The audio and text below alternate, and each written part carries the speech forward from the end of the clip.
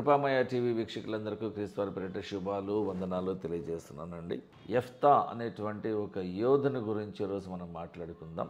న్యాయాధిపతుల గ్రంథము 11వ అధ్యాయము మొదటి 2 వచనాలలో ఇలా ఉన్నది. గిలాదు వాడైన అంటే గిలాదు అనేటువంటి ప్రాంతానికి చెందిన వాడైనటువంటి గిలాదు ప్రాంతంలో నివసించేటువంటి గిలాదు నివాసి అయినటువంటి యెఫ్తా అనేటువంటి ఒక పరాక్రమము గల బలాఢ్యుడు ఉన్నవాడు. అతడు ఒక వేసకి పుట్టినటువంటి కుమారుడు కాబట్టి ఇశ్రాయేలీయులు అతనిని ఇశ్రాయేలీయుడిగా వారి గోత్రికుడిగా అతన్ని గుర్తించలేదు అన్నమాట. ఎందుకంటే ఆ వ్యక్తి ఒక వేసకి పుట్టాడు, ఆమె అన్యురాలు, ఇశ్రాయేలీయురాలు కాదు, అంటే యూదురాలు కాదనమాట.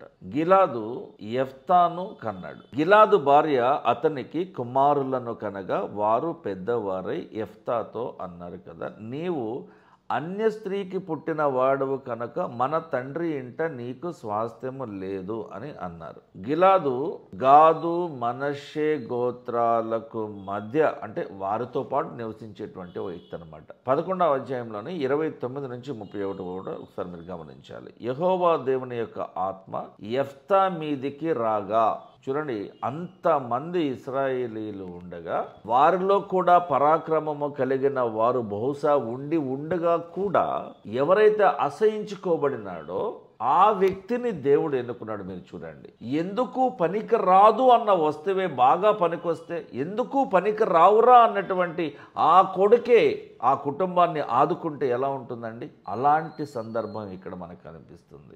నేను అన్యుడను ధన్యుడను కాను, నన్ను అందరూ అసహించుకుంటున్నారు, నన్ను సమాజం వెలేసింది, దేశం బహిష్కరించింది, నేను అందరికీ భారమైపోయాను, నా బ్రతుకు ఘోరమైపోయింది అని బాధపడవలసిన అవసరం లేదు అని అనడానికి ఈ యెఫ్తా జీవితం ఒక మంచి ఉదాహరణ. అయితే యెఫ్తా చేసిన తప్పులు కూడా ఉన్నాయి, మనం పాజిటివ్ తీసుకుందాం ఎక్కువగా. యెహోవా దేవుని యొక్క ఆత్మ యెఫ్తా మీదికి రాగా అతడు గిలాదులో ఉన్న మనష్షేలోను సంచరించుచు గిలాదు మిస్పేలో ఉన్నటువంటి ఆ ప్రాంతంలో కూడా సంచరించుచు గిలాదు మిస్పే నుండి అమ్మోనీయుల దగ్గరకు వెళ్ళాడు. అప్పుడు యెఫ్తా యెహోవా దేవునికి మొక్కుకున్నాడు. ఎలా అంటే, దేవా, నా చేతికి ఈ అమ్మోనీయులను నిశ్చయంగా అప్పగిస్తే నేను అమ్మోనీయుల యొద్దకు అంటే వాళ్ళ దగ్గర నుండి క్షేమంగా తిరిగి వచ్చినప్పుడు, అంటే వారిని ఓడించి వారిని చంపేసి సంహరించి హతమార్చి నేను వచ్చినప్పుడు నన్ను ఎదుర్కొనుటకు దేవా ఈ విజయాన్ని ఇస్తే, నీవు నాతో ఉంటే, నీవు నాతో నా తరపున యుద్ధం చేసి నన్ను గెలిపిస్తే, నన్ను ఎదుర్కొనడానికి నా ఇంటి ద్వారము నుండి బయలుదేరు వచ్చున్నది ఏదో అది యెహోవాకు ప్రతిష్ఠితమగుతుంది, దహన బలిగా దానిని అర్పించెదను అని అన్నాడు. ఇక్కడ చాలామంది క్రైస్తవ బోధకులు మీరు గమనించండి, ఇక్కడ వచ్చున్నది ఏదో అన్నాడు కానీ వచ్చేవారు ఎవరో, వచ్చున్నది ఎవరో అనలేదు. మీరు భాషను బాగా గమనించాలి. ఏదైతే నాకు ఎదురొస్తుందో అంటే ఆ పక్షి కానీ ఆ జంతువు కానీ, నాకు ఎదురొచ్చేది ఎవరో అన్నప్పుడు మనిషి, కానీ వచ్చున్నది ఏదో అన్నప్పుడు మనిషి కాదు, జంతువు. న్యాయాధిపతుల గ్రంథంలో చూడండి 11వ అధ్యాయంలోనే 34 నుంచి 38 వరకు. యెఫ్తా మిస్పాలో ఉన్న తన ఇంటికి వచ్చినప్పుడు అతని కుమార్తె తమ్మురులతోనూ నాట్యముతోనూ బయలుదేరి అతనిని ఎదుర్కొన్నది. ఒకే ఒక్క కూతురండి. నేను యెహోవా దేవునికి మాట ఇచ్చి ఉన్నాను కనుక వెనుక తీయలేను, నేను నా ప్రామిస్ని నేను బ్రేక్ చేయలేను అని చెప్పని ఆమె, నా తండ్రి, నీవు యెహోవా దేవునికి మాట ఇచ్చి ఉన్నావా? నీ నోటి నుండి బయలుదేరిన మాట చొప్పున నాకు చేయము. 2 నెలల వరకు నన్ను విడిచిపెట్టే, నేనును నా చెలికత్తెలను పోయి కొండల మీద ఉండి నా కన్యాత్వమును గురించి ప్రలాపించదని తండ్రితో చెప్పగా అతడు వెళ్ళమని చెప్పి 2 నెలల వరకు ఆమెకు పర్మిషన్ ఇచ్చాడు. కాబట్టి ఆమె తన ఫ్రెండ్స్తో కలిసి పోయి కొండల మీద తన కన్యాత్వమును గురించి ప్రలాపించను. అంటే షీ వాజ్ నెవర్ మ్యారీడ్. ఆమెను దహన బలిగా యెఫ్తా అర్పించలేదు. ఆమె జంతువు కాదు, ఆమె పక్షి కాదు. మీరు గమనించాలి, నరహత్య తప్పు, నరహత్య పాపము అని చెప్పిన దేవుడు దహన బలిగా ఈమెను అర్పిస్తే ఎలా ఒప్పుకుంటాడు అనుకుంటున్నారు మీరు? న్యాయాధిపతుల గ్రంథంలోని 12వ అధ్యాయం 7వ వచనంలో యెఫ్తా 6 సంవత్సరములు ఇశ్రాయేలులకు న్యాయాధిపతి అయి ఉన్నాడు. గిలాదు వాడైన యెఫ్తా చనిపోయి గిలాదు పట్టణములలో ఒకదాని యందు ఒకానొక సమాధుల తోటలో పాతి పెట్టబడినాడు. మరి యెఫ్తా నుంచి మనం నేర్చుకోవాల్సిన పాఠాలు ఏంటి అంటే, దేవుడు సామాన్యులను పరాక్రమము గల వీరులుగా చేయగల సమర్థుడు.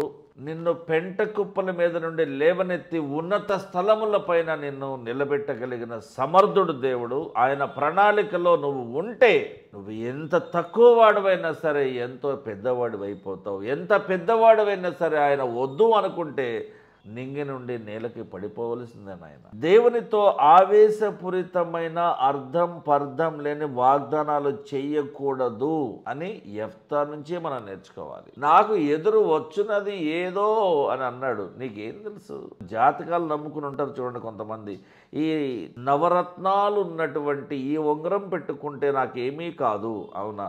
ఏమి లేదు, వాళ్ళు కూడా పోతారు, వాళ్ళకు కూడా యాక్సిడెంట్స్ అవుతాయి. అక్షరార్థంగా ఇలా ఇక్కడ మాట్లాడినప్పుడు మళ్ళీ కాబట్టి క్రైస్తవులారా, మీరు అక్షరార్థంగా ఉన్నటువంటి ఈ మాటని మీరు అక్షరార్థంగా తీసుకోకూడదు. తన కుమార్తెను బలిచ్చినట్టుగా ఇక్కడ రాయలా, అయితే ప్రతిష్ఠించాడు. అంటే ఏంటి?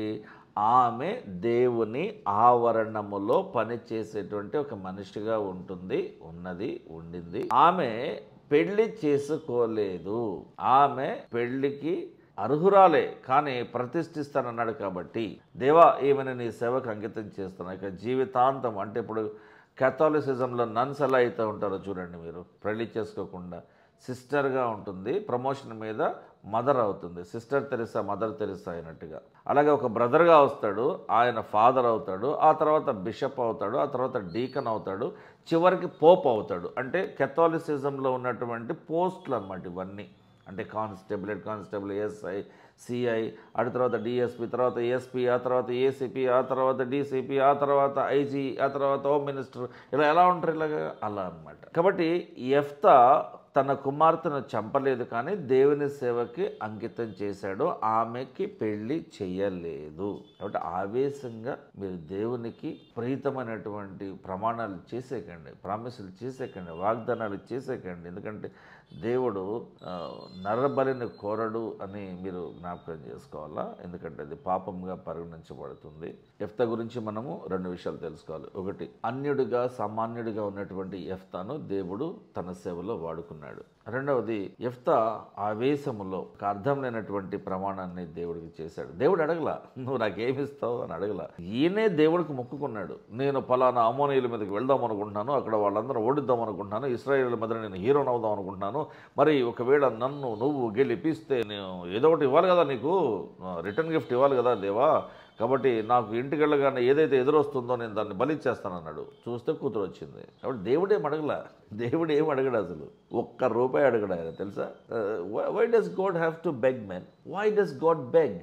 బంగారంతో చేయబడినటువంటి పరిస్థితులు ఉన్నటువంటి పరలోకంలో ఉన్న ఆయన, నిత్యజీవంలో నివసించే ఆయన, మోస్ట్ పవర్ఫుల్ ఆయన ఎందుకు డబ్బులు అడుగుతాడండి? అసలు భూలోకములో జరిగించే సేవ నిమిత్తమై, సభల నిమిత్తమై, సభలు పెట్టడానికి, సభలు జరిగించడానికి, వచ్చిన వారికి భోజనం పెట్టడానికి ఒక్కడే డబ్బులు ఖర్చు పెట్టలేడు. కాబట్టి విరాళాలు మనం అది కూడా అడుక్కోవడం కాదు, మీ అంతట వాలంటరీగా స్వచ్ఛందంగా మీ మనసులో మీకు ఎంత తోచి ఇవ్వాలని అనిపిస్తుందో తోచినంతనే ఇవ్వండి, సంతోషంతో ఇచ్చివాడిని దేవుడు ప్రేమిస్తాడని వ్రాయబడి ఉన్నది. కానీ బలవంతంగా మీరు లాగేసుకోండి, దోచేసుకోండి, పిండేసుకోండి అని ఎక్కడ బైబిల్ గ్రంథంలో ఉందండి? కాబట్టి ఆవేశపడి దేవా నేను ₹1 ఇచ్చేస్తానని అన్నావు అనుకో, చివరికి నీకు ఇవ్వడానికి ₹100 కూడా లేకపోతే ఎలా? కాబట్టి ఆవేశంతో కూడిన మాటలు, ఆవేశంతో కూడిన స్పీచ్లు, ఆవేశంతో కూడినటువంటి ప్రసంగాలు కూడా మనకు మంచివి కావు అని అర్థం. చిన్న ప్రార్థన కొరకే తలలో ఉంచుదామండి. పరలోకమందున్న మా తండ్రి, మా ప్రార్థన ఆలకించండి ప్రభువా.